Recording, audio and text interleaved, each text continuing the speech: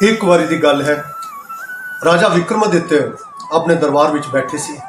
सभा लगी हुई सी, सारे ही मंत्रीगण ते ऋषिगण बैठे सी। इन्ने विच एक पंडित जी राजा विक्रमादित्य जी कोल आंदे ने, हथ जोड़ के बेनती करते हैं कि महाराज जे तुसी तुला लगन दे विच एक भव्य ते आलीशान महल बनाओ तो तुहाडी पूरे संसार दे विच यश ते कीर्ति खूब फैलेगी। राजा विक्रमादित्य नूं उस पंडित की यह गल बहुत चंगी लगती है। राजा विक्रमादित्य अपने कारीगरां नूं आदेश दिंदे ने ते कारीगर खूब मन दे नाल लग के उस महल नूं तैयार करते हैं। महल तैयार हो जाता है तो कारीगर आके राजा विक्रमादित्य नूं बेनती करते हैं कि महाराज महल तैयार है, तुसी आके एक बारी चरण पाओ। सो राजा विक्रमादित्य अपने मंत्रीगणों नूं लैके जिस पंडित जी ने महल बनाने की सलाह दी सी वो पंडित जी नूं नाल लैके महल देखने के लिए चल पैंदे ने। जदों राजा विक्रमादित्य जी महल के सामने पहुंचते हैं तो देख के उन्होंने अखां भुचक्कियां रह जांदियां ने, खुलियां रह जांदियां ने कि वाह क्या आलीशान महल बनया। राजा पंडित जी ते मंत्रीगण सारे महल के अंदर प्रवेश करते हैं, महल का कोना कोना देखते हैं। तो जिहड़े पंडित जी सी वो जदों महल के अंदर सारे उसकी कारीगरी देखते हैं, हीरे जवाहरात मोती माणिक लगा के कारीगरां ने जिहड़ा एडा आलीशान ते भव्य महल बनाया सी, देख के पंडित जी दी अखां खुलियां रह जांदियां ने।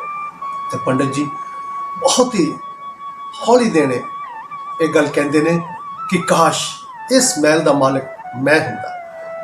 यह गल राजा विक्रमादित्य के कन्ना च पहुंच जाती है। राजा विक्रमादित्य बिना कुछ सोचे पंडित जी नूं वो महल दान दे विच दे देंदे ने। सो पंडित जी ये गल सुन के पंडित जी के पैरों के थल्लों जमीन निकल जाती है कि वाह एडा आलीशान एडा भव्य महल, इसका मालिक मैं होवांगा। ये सुन के पंडित जी हक्के बक्के रह जाते हैं। तो राजा उसनूं कहंदा कि ठीक है पंडित जी, अज तो तुसीं इस महल के मालिक।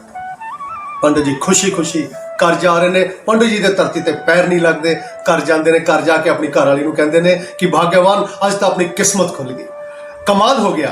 राजा विक्रमादित्य जिहड़ा इन्ना आलीशान इन्ना भव्य महल बना रहे सी वो महल पंडित राजा जी ने मैनू दे दिता।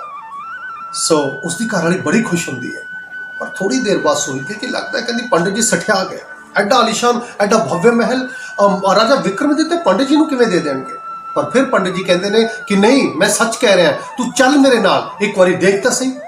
सो पंडित जी अपनी घरवाली नूं मनाते ने, मना के महल तक लै जाते हैं।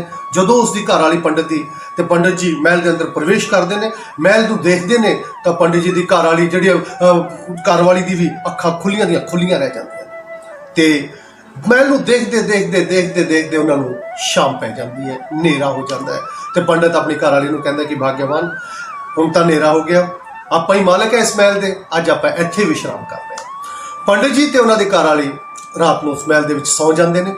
अद्धी रात होंदी है, अद्धी रात के समय उस महल के बहुत खूब सारा प्रकाश हो जाता है और पूरा महल का वातावरण जिहड़ा बहुत सुगंधित बहुत खुशबू नाल भर जाता है, क्योंकि माँ लक्ष्मी उस महल के प्रवेश करते हैं। माँ लक्ष्मी जी आते हैं तो पंडित जी नूं कहंदे ने कि मंगो जो कुछ चाहिए मंगो।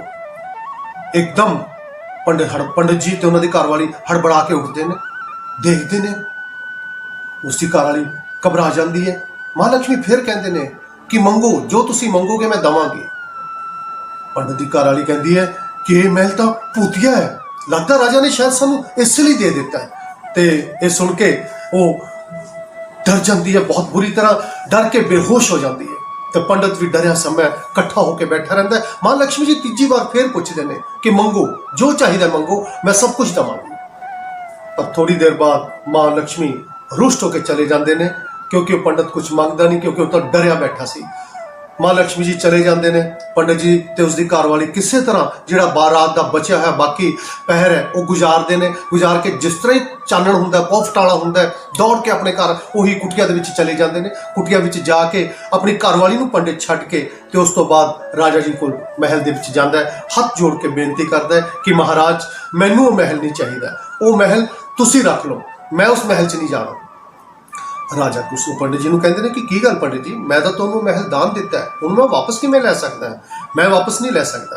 पंडित जी कहते नहीं महाराज जिस तरह मर्जी करो, मैं वो महल च नहीं रहना। पर क्योंकि पंडित बुरी तरह डरिया होया सी ते उसदे गल सुन के राजा विक्रमादित्य पंडित जी कहते हैं कि ठीक है पंडित जी, अगर तुहाडी यही इच्छा है तो कोई गल नहीं, महल की बनदी कीमत मैं तुहानूं दे दिना। सो राजा विक्रमादित्य जी पंडित जी नूं महल की बनती कीमत दे देंदे ने ते पंडित जी खुशी खुशी अपने घर चले जाते हैं। राजा विक्रमादित्य अपने दरबारियों नूं लैके मंत्रीगण नूं लैके ते महल दे विच चले जाते हैं। राजा विक्रमादित्य उस महल दे विच ही दरबार लगान लग जाते हैं, रहन लग जाते हैं। सो काफ़ी दिन इस तरह बीत जाते हैं। एक दिन रात को राजा विक्रमादित्य अपने शयनकाश के कक्ष के सुते हुए सी ते माँ लक्ष्मी जी अद्धी रात को आते हैं। आके जिस तरह ही माँ लक्ष्मी जी आते हैं फिर उस तरह ही सारा महल खूब रोशनी के नाल भरपूर हो जाता है। पूरा महल का वातावरण बहुत ही सुगंधित हो जाता है। ते माँ लक्ष्मी जी आके राजा विक्रमादित्य जी को कहती ने कि राजन मंगो, जो मंगोगे मैं दवांगी। राजा विक्रमादित्य जी एकदम खड़े हो जाते हैं, हाथ जोड़ के माता लक्ष्मी जी को कहते हैं कि हे माँ, मेरे उत्ते आप जी की बड़ी अपार कृपा है। जे तुसी कुछ देना ही है तो मेरे पूरे राज्य के उत्ते तुसी धन की वर्षा कर दो। सो इस तरह माँ लक्ष्मी जी तथास्तु कह के चले जाते हैं ते माँ लक्ष्मी जी पूरे राजा विक्रमादित्य के राज्य के उत्ते धन की वर्खा करते हैं। सो जिस तरह ही सवेरे सवेर होंदी है, नगर वासी सारे उठते हैं, देखते हैं कि चारे पासे सोना ही सोना, धन की वर्खा हुई हुई है। से देख के बहुत खुश हो जाते हैं। फिर सारे ही राजा विक्रमादित्य जी को दरबार च पहुंच जाते हैं, हथ जोड़ के बेनती करते हैं कि राजन पूरे राज्य दे विच धन की वर्खा हुई है, स्वर्ण वर्खा हुई है। सो वो सारा धन जो आप जी का है सो आप जी ले लो। तो राजा विक्रमादित्य कहते हैं कि नहीं, ये सारा धन सारा तुहाडा है, तुसी मालक हो। पर हाँ, एक गल का ध्यान रखना है, जिसके हिस्से विच जिन्ना जिन्ना अपना एरिया है तुहाडा, उस एरिया दे विच जिन्ना जिन्ना धन आंदा है तुसी उन्ना ही लेना है, दूसरे किसी का हिस्सा नहीं लेना। सो इस तरह ही प्रजा बहुत खुश हो जाती है। राजा विक्रमादित्य की जय जयकार करती है। जय जयकार करते हुए राजा विक्रमादित्य की प्रजा चली जाती है। ये सी राजा विक्रमादित्य जिहड़े बड़े ही पराक्रमी ते बहुत ही दानी राजा से।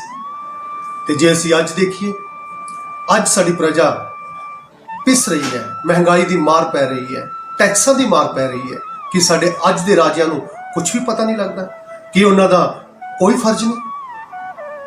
दोस्तों, जे तुहानूं ये कहानी चंगी लगी तो इसे तरह दीयां होर इंटरस्टिंग कहानियां सुनने के लिए इस चैनल नूं सबसक्राइब करना, लाइक करना ते शेयर करना ते हाँ, कमेंट्स जरूर करना।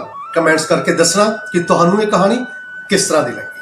चंगा जी, सारिआं नूं सत श्री अकाल। मैं राजिंदर गिल।